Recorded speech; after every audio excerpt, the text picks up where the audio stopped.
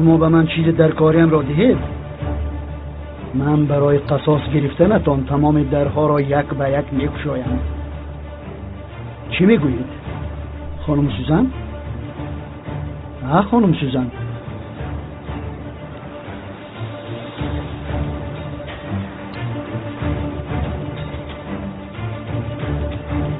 تمام گفته‌هایم را اجرا میکنید؟ هر چه که خواهید. به یگان سوال و جواب؟ به سوال و جواب. اگر مرا فریب کنی فاضل، شما امکانیت آخرین من هستید و من این امکانیت را از دست دادنی نیستم.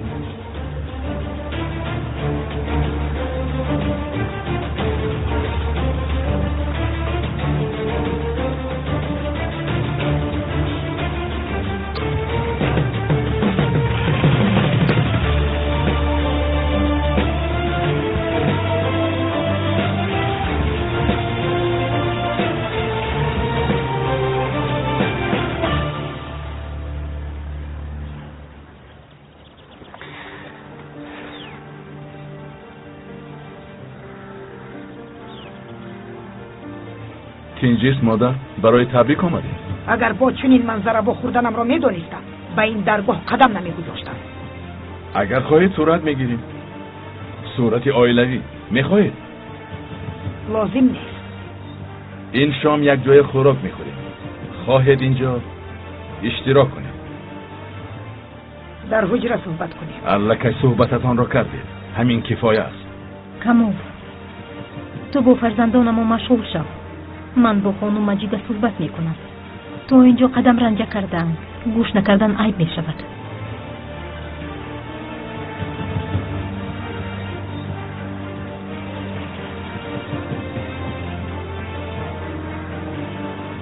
شرطنامه بیکار شد مادر. ادوکت را باشد راندن. خبردار باشید.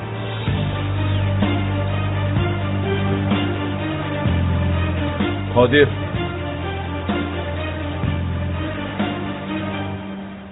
تو فکر میکنی که غالب شدی؟ خطا میکنی. در هر کنج این خانه خاطره های سوزن است. با کدام حجره وارد شوی سوزن را میبینی.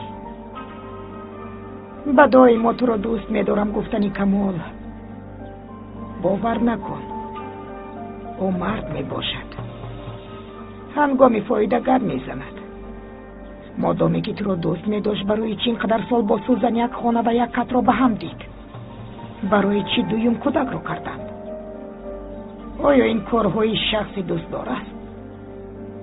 اگر اجازه دهید به نزد شوهرم و فرزندانم روم. صحبت با شما چون هر وقت شوق‌آور است. تو عائله دار شدی اما با کمال صاحب شده نمیتوانی. سوزن بر این زنها فراموش نمیشود. اگر آنها در یک حجره یک جای کار کنند، تو در خانه شوهرت را چطور انتظار میشوی؟ مراق دارم.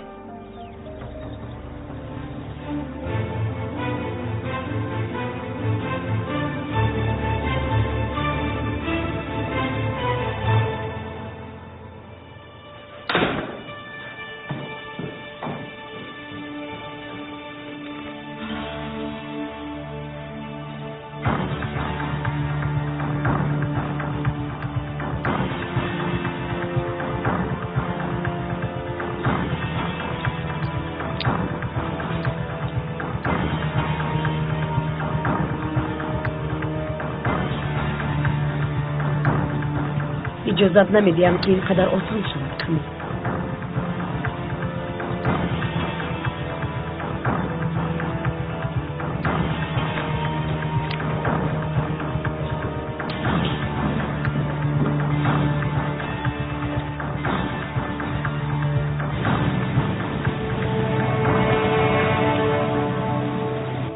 خیر. در کارخانه کارهایش چخیل است؟ خوب است. اجه این طور رویت رو ترش نکن. در مدت 5 سال رویت پر از آژنگ می شود. تلخ کف شدمی؟ دخترم این طور نکن. تو تا حال فکر مرد رو میکنی. سخت کار و مهربانی کردن رو بحث کنید. شما که یک روی کردید برای همین اومدم. کاری نکنید که از اینجا خسته روم. عجبا تو با کی رفته باشی ها؟ چی میشد که کمی با پدرت مانند بشدی؟ اما من با مادرم مانند شدم که در جوانیش ترک کردید.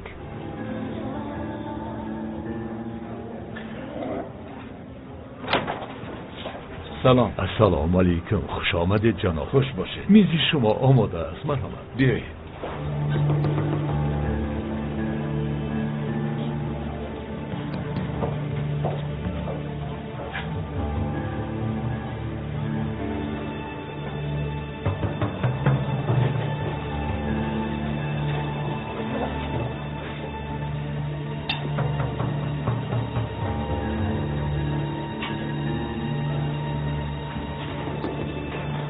بسیار خوب. رستنی نفرت کرده در نزد می‌سبزیده است. جناب کمال و عائله نوی او تشریف آوردند. پدر. چی شد دخترم؟ من خطا کردم؟ خواهش میکنم. خواطر نشو، من آرام هستم. به اینجا اومدنمان لازم نبود کمال. در خانه همه خوراکمان رو میخوردیم. به حضور یک جای تناول میکردیم. خدایا مادر جان گویا که هر روز توی دارید. هیچ. فرزندانم گپی لازمه را گفتن. من خاموشم. سوزان؟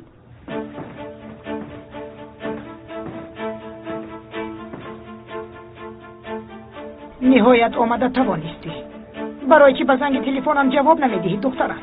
بسیار سرکار بودم مجیده خانم. سرکار بوده است. به تلفن جواب دادن اینقدر دشوار است؟ حالم اونقدر خوب نیست. حادثه های امروزه به من کفایه است. با شما مشغول شده نمیتوانم. حادثه های به سر من آمده؟ نکاح قطع شد گفتی. من باشم به نزد کمال رفتم. چی کار کردید؟ به نزد کمال رفتم. در مراسم نکاح رفتم. شرمندگیم را نقل کرده نمیتوانم. اینها روزی نیکی ما است.